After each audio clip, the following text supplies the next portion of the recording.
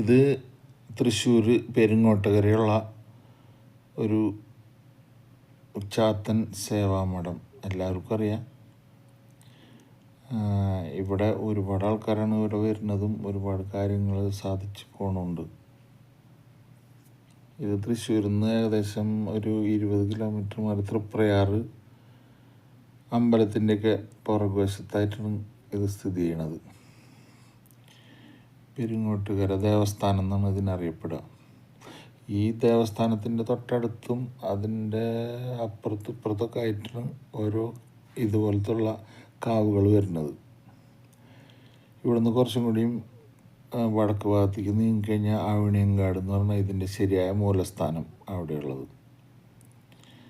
അപ്പോൾ എല്ലാവർക്കും വീഡിയോ ഇഷ്ടപ്പെട്ട ലൈക്ക് ചെയ്യുക, ഷെയർ ചെയ്യുക, കമൻറ്റ് ചെയ്യുക. എല്ലാവരും ഇവിടെയൊക്കെ ഒന്ന് സന്ദർശിക്കുക തൃശ്ശൂർ ജില്ലയിൽ.